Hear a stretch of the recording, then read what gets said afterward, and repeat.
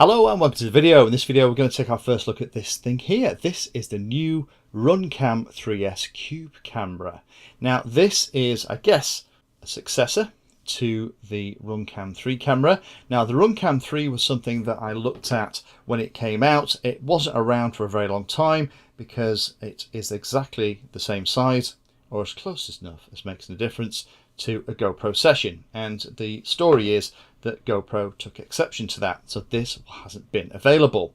This, they kind of took the electronics and turned it into a product that I love, which is the RunCam Split. Again, I've got videos on the RunCam Split, which is a little FPV camera and some electronics behind it. Ignore the fact it's in this little cradle. This was just some testing I was doing with it with an FPV transmitter at the back. This is actually going to go into the nose of my mini DRAC build, so I'm about to take this all apart, but it means that I don't have to have a big separate heavy action camera in the nose, and I'm a big fan of the RunCam Split. In fact, it's such a cool idea that lots of other manufacturers have started to copy it and introduce their own versions. But let's go back to the main event. So this is the new RunCam3s. Let's quickly go through the specs. I'll show you what its performance is like, and then I'll talk about my summary at the end. So let me give you a quick overview of the camera before we go through the specs. We have one single button, a couple of status lights. We have the little button at the back that does the Wi-Fi bits and pieces, little LED here that comes on and off when it's charging.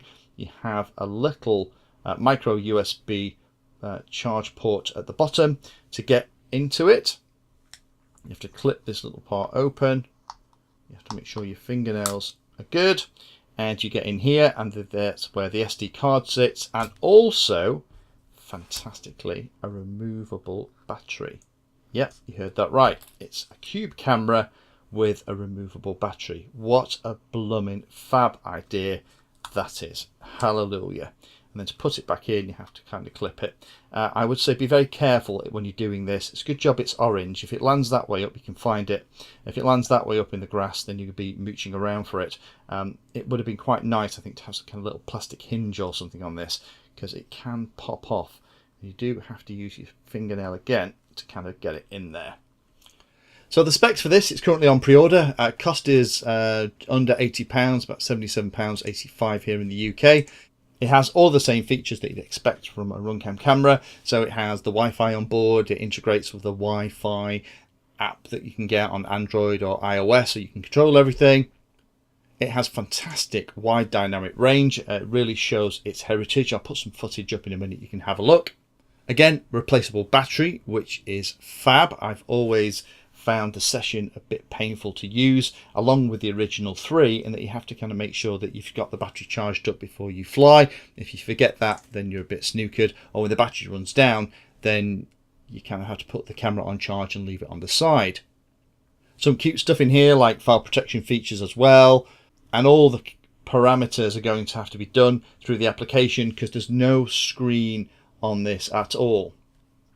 File formats, the maximum it'll go to is 1080p 60 frames a second. I'll show you what that looks like in a video in a moment. It'll go down to 720p 60 frames a second.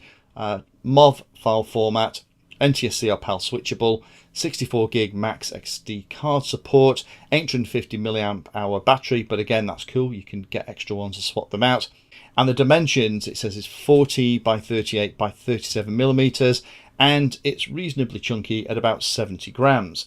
Now I actually did sit down with some vernier calipers trying to figure this out, and I got the dimensions as 40.2 from side to side, 37 deep, and 38.3 high. So pretty identical, a little bit oversized compared to the stuff actually on the website, but it's pretty close. The sad thing is that unfortunately that means that it is physically bigger than the original RunCam3, which means it's also physically bigger than the GoPro Session, which lots of people will want to use it instead of. So they're not putting $250, $300 worth of camera in the air, they're putting $80 worth of camera in the air instead. And that, I think, is the real shame about this. With the original RunCam3, You know, you could put in the RunCam 3 in the mounts, or you could put similar sized cameras and vice versa. The challenge that I've got is I've got lots of mounts for things like the GoPro Session, and in fact lots of planes, even things like the Kaipaina 2 from Team Black Sheep has a molded section at the front which is designed for this size of camera. So unfortunately this size one won't fit in. So let me show you some video. This is actually how it looks. Walking down the lane, it's standard stuff. I'll put an image side by side in a minute with the GoPro Session. There's no point in me putting it side by side with the original RunCam 3 because unfortunately that camera isn't available anymore. I managed to get my hands on two before they sold out everywhere, and they are great little cameras. It's such a shame that they had to come to an end.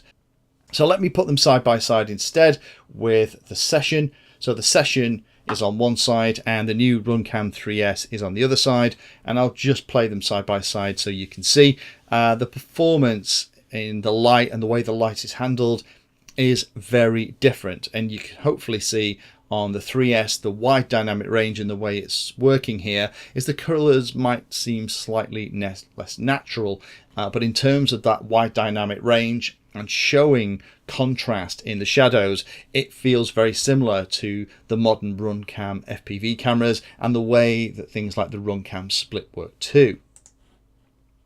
So in summary, what do I think of it? Well, the camera itself works very well for a 1080p 60 frames per second camera. I love the fact it has the swappable battery. The audio is pretty decent on it too, and it works like the older one did. The colours nice, contrast, wide dynamic range is really good. The image itself looks more like a high-end FPV camera than something like one of the $300 action cams. But I guess that's to be expected because this is costing an awful lot less. Integrates with the RunCam app, so it's nice and easy to set up, and also is a lot less expensive than those box cameras. So I'd be tempted to put a box camera of this kind of price in lots of places where I wouldn't risk a £250, £300 or $300 camera. There are a couple of things that I'm a bit sad about. First of all, is there isn't any display in the unit. I guess that's to keep the cost down. There's an awful lot of technology in here, so I kind of understand that, and you've got the app that can use it as well. It's a little bit simpler to use. You know, you just press and hold it, turn it on, press it once and it starts recording. So it's a lot simpler than some of the more expensive action cameras too. It does get very warm in use. It does warn you that it gets hot at the back, and just holding it in my hand, walking around with it, it doesn't get too hot to hold. It's nowhere near that much. But, you know, it starts to get kind of medium cup of coffee kind of warm. So there's a lot of heat and power dissipated through this very sturdy housing. The cover is replaceable and you can get some spares for it as well. The big downside for me is the fact that RunCam have had to move away from this form factor, which fits in so many other pre-designed housings, cages, cutouts and stuff in models, as this size box camera has become the default. And I'm guessing that's why the alleged legal action took place to stop it being sold. It does mean that although this is a really great little camera, it's going to be harder for me to use in lots of instances, and I might end up having to cut out foam in order to make it fit. It's just a little bit of a shame. It would have been nice if it could have run at a higher resolution as well than just 1080p 60 frames a second. Maybe 2K, who knows, maybe even higher than that would have been really welcome as well. Then it would have made the cutting out of foam and modification of mounts worth the effort. The SD card, as I've already shown, is a little bit finicky to get in and out. The trick that I found, let me just show you, is once you've got the door open, to get the SD card, actually use the edge of the door to unseat the SD card, and then you can get it out. But again, to seat it, you have to go through the rigmarole the other way around and use the edge of the door. If you do that, you can kind of make it happen. And again, just be careful, the door will ping off potentially and disappear into the grass. Last comment here, I guess, is that with the size and price of this, and the size and price of something like the RunCam Split, I think it really boils down to how you want to do this. This is a relatively heavy action camera, just like all the other action cameras of this size that are out there. If you want 1080p 60 frame recording and you're going to be flying FPV, then for me, I think I'm going to be going for the RunCam split the majority of time. But I guess for those instances where a RunCam split isn't going to do the job, then that's where the RunCam3s is going to come into play. If you found that video useful or like the content, then please hit the like and subscribe button down below. If you want to go the extra step, you can become a Patreon of the Painless360 channel and help provide support for what I do here. All the videos created here are put into playlists, so if you're interested in a particular topic, have a look at the playlist, and they all are organised in there to make them easier to use. If you're not sure if there's a video for your particular problem or topic you want to know more about, then add Painless360 to the Google search term that you're interested in, and that should find the video, article or content about the particular thing that you're interested in having a look at.